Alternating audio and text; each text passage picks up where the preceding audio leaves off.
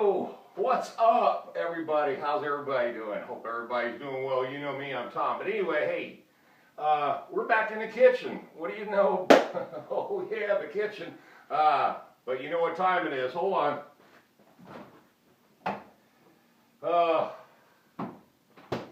Oh man, beer 30, my friends. You know, what's funny about this beer 30 situation and me drinking ice houses, I just happen to like ice houses because I like the flavor, the taste of this particular brand of beer. Now, a lot of you guys think this is a cheap beer. In reality, it probably is to you, and you guys like all the new fancier stuff. But that's not what this topic is going to be about today. Oh no! But anyway, here's to you.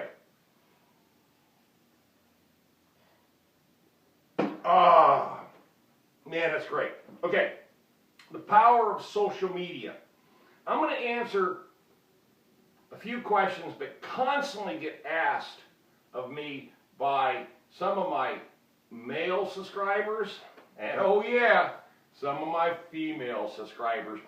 And just to let you know, I know how many men, women, and country that all you guys are from.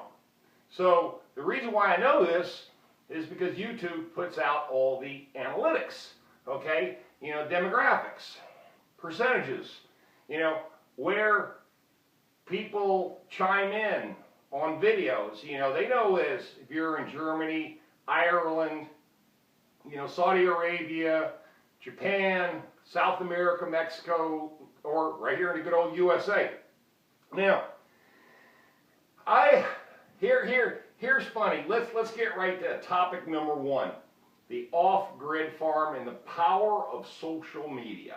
Now, there's a lot of you guys out there, guys and girls, whose channel I specifically watch almost every single week because you guys are also doing the off-grid, you know, minimalist, the tiny house, self-efficiency, self-sustaining lifestyle, and this is what you guys are all attributing to, and these are the channels I watch a lot, okay? Now, there's a few channels that I watch a whole bunch because I really dig what they're doing, okay? And I understand, you know, the concept behind what they're after, what they're trying to go for, what they're trying to make, and what they're trying to do. How they buy stuff's cheap, you know, and design, creativity, all that good stuff, okay? Hold on, one more.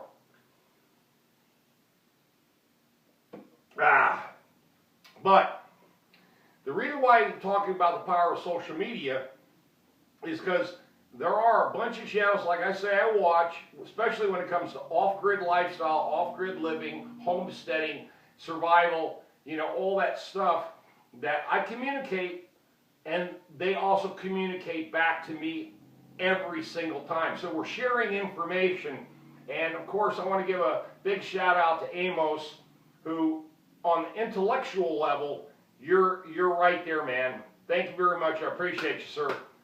You've really got a lot of great suggestions, hints, and tips that I really take to heart.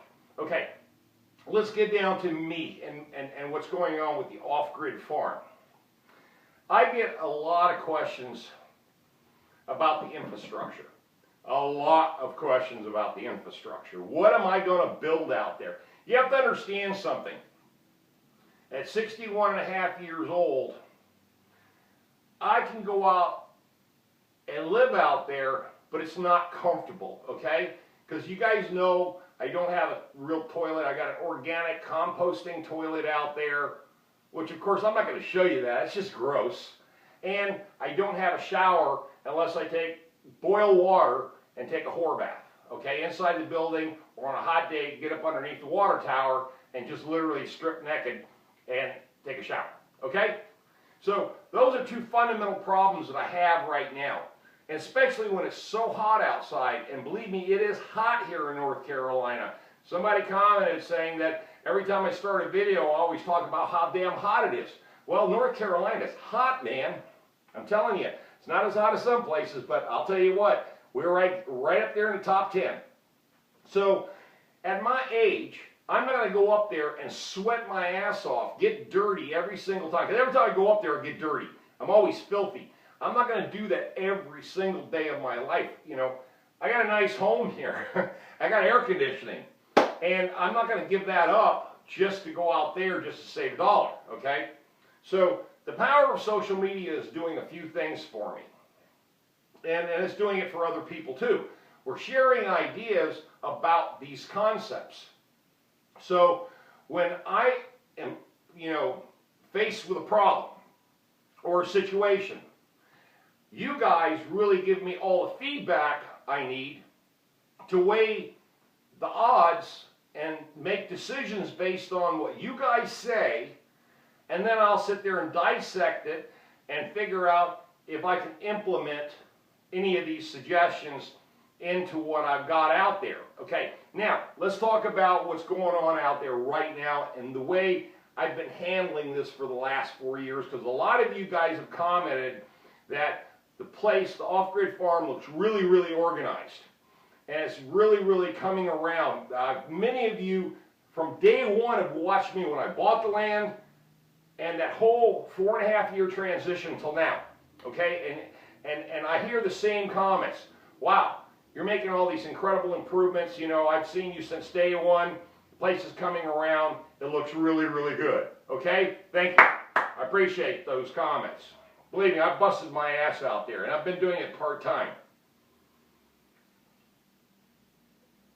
So here is the way I think. And I take not a lot of time to break down this whole thing up here with you guys. I do on some issues and some things, but the big thing for me is cost and savings, okay? Trying to find things. And you guys know, if you guys don't know me by now, if I can't get it free, I'm going to find it cheap. It's not because I'm a cheap ass, it's because I realize this quest to build the off-grid farm comes with a price. And what I want to do personally is be able to still build the place, get everything I need out there, from salvaging as much as I possibly can before I can, you know, in other words, if I don't have to spend the money, why should I spend the money? I suppose that's the point.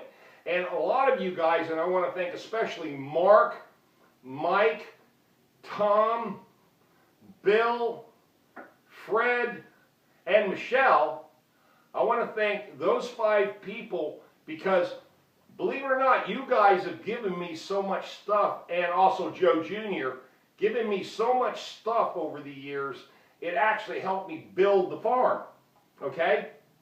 Some of the things that you've given me, I still have, and I use them. I use all the stuff you guys give me, okay?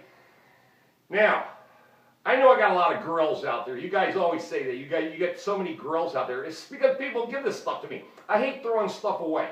If it looks like usable, rebuildable, I'm going to keep it, okay? If it's for free, here, take this. If you want it, you can have it. I'm going to keep it. Now, where the power of social media comes in is that I also see what you're doing, okay? I see how you handle certain situations, and a lot of you guys just go out and buy stuff retail, and you just build all this brand new shit, okay? Which is cool, man. I totally dig it. You know, you're trying to make all these things perfect. But I'm going to give you a statistic. The little house, okay, is 14 by 28. It's 392 square feet. That building was a shell, okay? It's a shed. If you go right now to an Amish-built company that builds sheds, that particular size shed costs $8,900. And oh yes, it looks fancy, it's got the wood, it's got the nice shingled roof, it's all the trim work, you know, the doors, the windows, you know, it's got all this stuff, but when you walk inside, it's nothing but open stud walls, okay? I got the same thing, except I had mine had vinyl siding on it, and it was completely wrapped, okay? The exterior was completely wrapped when I bought it, and it had a steel front door on it, okay? That was it. But I bought that building for $2,000, okay? Excuse me. I bought it for $2,500 at an auction. Now, it cost me $1,000 to move it out there. I also spent, over the last, say, 3 years, maybe $2,500, maybe, in, not even that much, really. I think I spent maybe about $1,800 in putting all the interior together. All the insulation, all the sheetrock, the walls, the ceilings, the floors, the carpeting, you know, building the kitchen, you know, just all that stuff. So in reality, I've got about $5,500, maybe $5,300 in that building. I just had my insurance agent appraise the building, so in case of fire damage, whatever, theft, hurricane, tornado, whatever. I have already had that building appraised at $20,000, okay? Just think about that for a few seconds. The building is appraised, replacement value for what's inside, that includes furniture and all the other stuff too, is over $20,000. Whew, beer 30. So now, a lot of people ask me, how much did you pay for the 4 acres? It cost me $10,000, okay? I bought it because of all the trash that was on it. And the owner knew he was selling it to me like that, and I didn't care. I didn't care. Because I knew one day I could clean all that stuff up and make it look like it looks now. But it took a lot of work. So here again is the power of social media. Majority of you out there, in your off-grid lifestyle and your off-grid concepts and your off-grid everything that you're dealing with, I appreciate all the hard work that all of you do.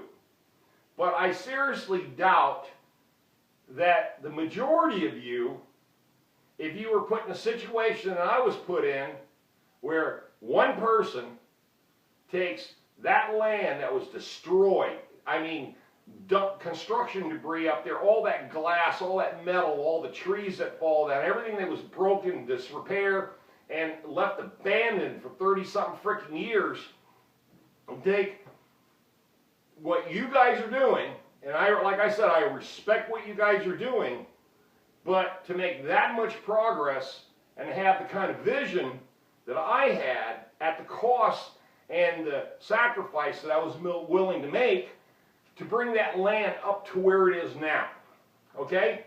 Now, the thing I'm trying to relate to you is this. If you guys are going to get into this off-grid lifestyle and this off-grid concept and everything like that, there's a lot more to it. First off, the land rating, farm, rural, residential, unrestricted. That's very important. If you don't know your rating on your land, you sure cannot be off-grid. If you got power going up to your land, if you got water going up to your land, except for maybe a well, but you still got to run electricity, you got to have electricity to run the well. You got any kind of municipality hookups, you're not off-grid, okay? If you got an address, you're not off-grid. Guess what? My place does not have an address. It has a PIN number on a site map on a rural route, okay? That is as off-grid as you can get, all right? If somebody says, go find Stonehenge Farms, and if you don't have a physical address to the property next to me, you won't find me, okay? I'm not on the map. I'm a PIN number at the county, at the land management office, that if I give them my name and tell them where I'm at, they can't find me. They don't even know where I'm at until I give them the PIN number. And then they say, oh, yeah, Mr. Fix-All. Now, to this day, the property is off-grid completely, and the county knows it. I set this up a long time ago where the rating, what I've got going on up there, And what I'm building on, they don't tax me on because it can't. You know why? Because it's a hobby farm. It's considered a registered hobby farm, okay? And it's under a corporate charter. And there is no address. And there's nothing there that they can tax me on except for the value of the 4 acres. I know this video is getting a little bit longer, but I'm trying to answer a bunch of questions in relationship to this, social media thing, because there's so many people ask all these off-the-wall questions, and I watch so many other people's, methodologies on how they're handling their off-grid lifestyle, and you guys are not off-grid. Okay? Now, a lot of you guys said, well, if you got a cell phone and you're on YouTube, you're not off-grid. Well, guess what, moron? I live in a city. I happen to have electricity here, and I happen to have an iPhone and a computer. Okay? I'm on-grid here in Raleigh, but off-grid in Efland. Okay? Just to clear that up. Oh my God, some of you people in your comments just really, you make me laugh. You really make me laugh. Let's wrap this whole thing up. If you really want to know how to do this legally and do it right, you've got to do some research to understand what off-grid really means. That means the property itself, not the person, not me, the property is off-grid, where the county cannot identify where you're at unless you give them a plot number, a PIN number, or a rural route number, so they can find where you're talking about. If I give them my name, if I give them my address, if there ain't no address, but if I give them my corporate name, they can't find it. Okay? I have to show them my site map, my official site map, and say, okay, I'm located next door to this address, and they say, oh yeah, here's the PIN number. Okay, now we know where you are. Okay, okay, that's off-grid, folks, when they can't find you. All right, so I hope I cleared up a lot of questions, and I know I'll have a bunch more after this video. You guys stay blessed, stay tuned, and stay focused on what's really going on in the world, because one day, all of us may have to go off-grid. Y'all have a blessed day. You know what to do. Leave those comments, and I know you will. Hasta la vista, babies.